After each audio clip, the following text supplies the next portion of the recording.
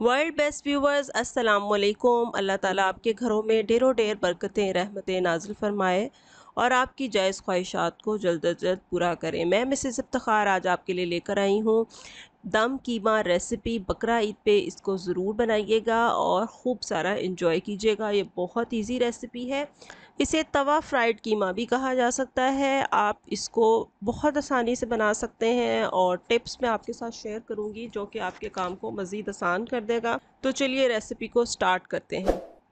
बिस्मिल्लाहिर्रहमानिर्रहीम। सबसे पहले देखें जी, आप देख रहे हैं कीमा। ये कीमा पका हुआ है। क्या किया है मैंने, कीमे को धो के पानी निकाल के इसको पॉट में डाला और साथ ही लहसुन का 2 चम्मच डाल के इसको हल्की आंच पर रख दिया। कीमे ने अपना ही पानी छोड़ा और जब उसका पानी ड्राई हो गया तो इसी में कीमा पक गया। इसमें पानी मैंने ऐड नहीं किया, जस्ट कीमा और लहसुन इनको आपने हल्की आंच पे पका लेना है। कीमा क्योंकि बारीक होता है और जल्दी पक जाता है। आप इस स्टेज पे इसको फ्रीज़ भी कर सकते हैं और जब आपको बनाना हो तब फ्रेश निकालिए और फ्रेश नेक्स्ट प्रोसीजर करें, जो कि अभी हम करने जा रहे हैं। या आप चाहें तो अभी इसको फ़ौरन बना सकते हैं। अब देखें जी, स्टोव मैंने ऑन किया है और जब भी हम चूल्हा ऑन करते हैं तो दुआ पढ़ते हैं, अल्लाहुम्मा जिन्नी मिनन्नार, अल्लाह हमें जहन्नुम की आग से बचाए। अगर आप भी ये दुआ पढ़ेंगे तो मेरे लिए सदका जारिया होगा।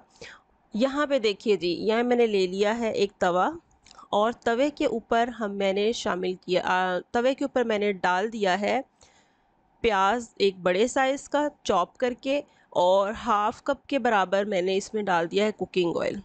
क्योंकि कुर्बानी के गोश्त में ऑयल वगैरह होता है, इसलिए मैं मसालों की और ऑयल की क्वांटिटी बहुत मुनासिब यूज़ कर रही हूँ।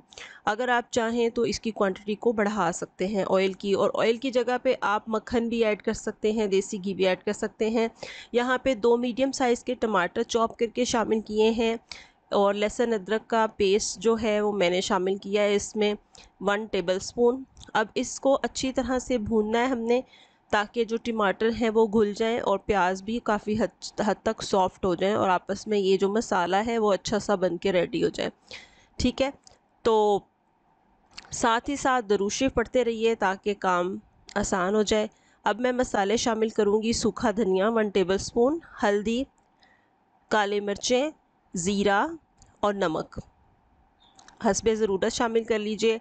और ये मेरे पास है गरम मसाला और ये मेरे पास है होम चिली पेस्ट। ये मैंने घर में पीस के रखा होता है, इससे खाने का टेस्ट बहुत अच्छा और डिफरेंट आता है। आप इसको ज़रूर ट्राई कीजिएगा। इसका लिंक मैं आपको डिस्क्रिप्शन बॉक्स में दे दूँगी। अब इन मसालों को अच्छे तरीके से हमने भूनना है। जहाँ हमें ज़रूरत महसूस होगी हम थोड़ा सा पानी का छींटा लगा लेंगे। वैसे तो अदरवाइज़ फ़ील नहीं होता क्योंकि इसमें टमाटर हैं, तो टमाटर जो है ना वो उनका अपना ही पानी निकलता रहता है और मसाला अच्छा सा भुन के रेडी हो जाता है।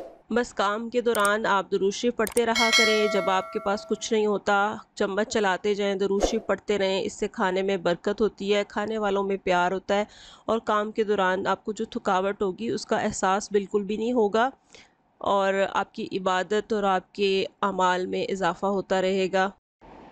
चले जी, दुरूद शरीफ पढ़ते पढ़ते इसमें कीमा डाल के मिक्स कर रही हूँ मैं और अब चलते हैं हम आज की अच्छी बात की तरफ। फरमाने मुस्तफ़ा सल्लल्लाहु अलैहि वसल्लम है, जिसने बीवी के बुरे अखलाक पर सब्र किया तो अल्लाह करीम इसे हज़रत अय्यूब अलैहिस्सलाम के मुसीबत पर सब्र करने की तरह सवाब अता फरमाएगा।